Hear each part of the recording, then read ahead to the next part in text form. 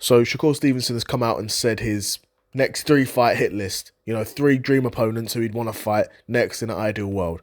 Now those 3 names are Lamont Roach, Gervonta Davis, and Andy Cruz. Now, of course, all 3 of these guys are world level. In my opinion, no doubt these guys are right at the top of the division. Lamont Roach probably not really at the top at 135 because he's really a 130-pound fighter. But again, if he can beat Gervonta Davis at 135, you're now world champ at 135. You're a 135er, right? Gervonta Davis, of course, the biggest name at these lower weight classes, the biggest draw, biggest commercial name, and of course, the biggest puncher too. Then you've got Andy Cruz, who in my opinion is the actual best boxer at 135.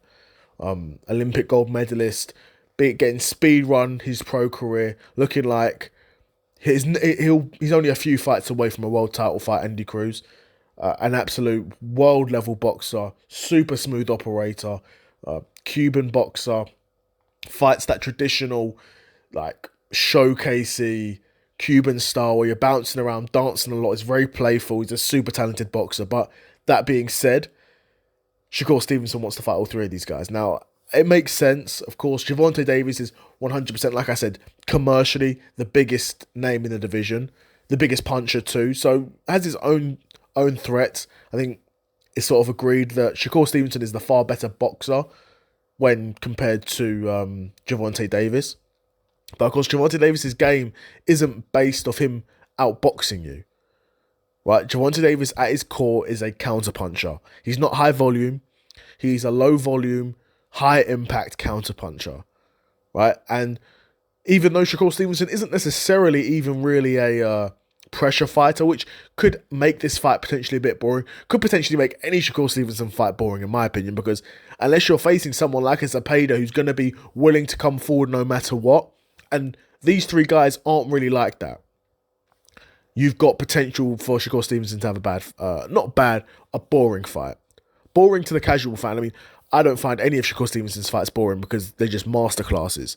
Like what he did to Zepeda, what he did to Josh Padley before that. He just took these guys to school. Right, and Zepeda landed a few clean shots, as you're going to when you're fighting a guy who averages 200 punches around. You know what I mean? Guy's going to land on you. That's what's going to happen. But for the most part, for the 12 rounds, he just took him to school, right? But could Shakur Stevenson do the same to these 3 guys? I think he could to Lamont Roach. He could outbox Lamont Roach. And Lamont Roach is a very good boxer. Proved himself against Tank Davis that he's a live body, he can take Tank's best shot, was in there for 12 rounds, and in my opinion, beat Tank. Showed that he could do that. Can he do it in the rematch? Can Tank make those adjustments? If Tank beats Roach, then I don't think Roach fights Shakur Stevenson. I think Roach really goes back down to 130. Then goes back down to 130 at super featherweight and campaigns there, because he could very well be one of the best in the division back down at 130, right? But of course, a lot of is riding on that Tank v Roach 2 rematch. But Tank, even though Lamont Roach probably beat him in that first fight, Tank does present some problems for Shakur. Like I said, he's low volume, high impact counter puncher. And you have to kind of bet on Gervonta never really getting anything going against Shakur in those 12 rounds. And like I said, Shakur is good enough defensively for that to happen. And that is why I would pick Shakur over Gervonta Davis. Like I said, Shakur is good enough defensively to avoid that shot for 12 rounds. And avoid that momentum for 12 rounds from Tank. He can do that. So I would pick Shakur over Tank. I would pick Shakur over Lamont Roach too.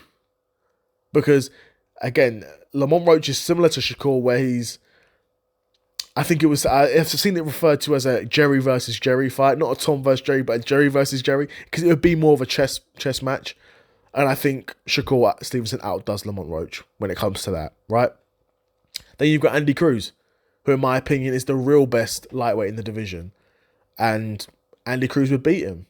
I think Andy Cruz is too much of a handful. He's too dynamic. He presents you with too many different looks for a guy like Shakur to download that info, understand the defensive openings, and then start to take over the fight. I think by the time, if Shakur's able to do that, by the time that happens in the fight, it would already be over.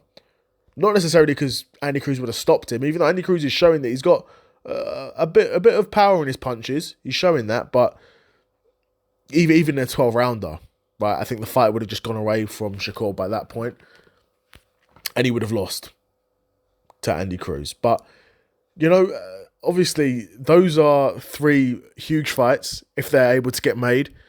Out of those three fights, I'm saying Shakur wins two of them, loses to Andy Cruz, which I think is a fair assessment in my opinion, because I think super highly of Andy Cruz. I'm super high on him. It doesn't feel like a lot of people are talking about Andy Cruz, though.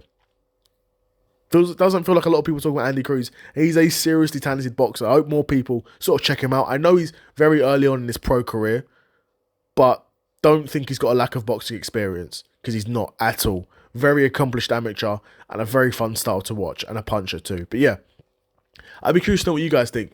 Do you think Shakur will fight any of these three guys next?